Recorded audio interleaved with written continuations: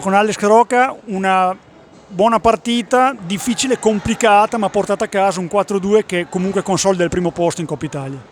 Sì, sicuramente una partita molto combattuta, non è stata bellissima, ma tante volte conta la vittoria e il vincere e ci manca un'altra per chiudere questa Coppa Italia. Sì, è vero, ne manca un'altra e tornando a questa avete avuto il pregio di aver avuto molta pazienza, anche perché comunque è una squadra rimaneggiata che però si è molto chiusa bene in difesa, ha difeso bene, però avete aspettato il momento opportuno e nei dettagli siete stati più bravi.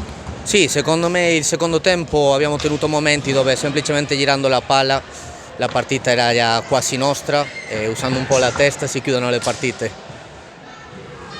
Ora sì, testa questo primo posto, però comincerà il campionato tra poco, che è il vero obiettivo. Come sta la squadra? Siete tutti recuperati? Come ti trovi? Perché non c'è un leader e non sono tutti i titolari, quindi c'è un po' di equilibrio nella rosa.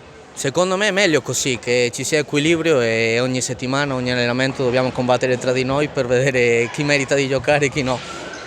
Va bene, allora in bocca al lupo e speriamo nel primo posto. Grazie mille, ciao ciao.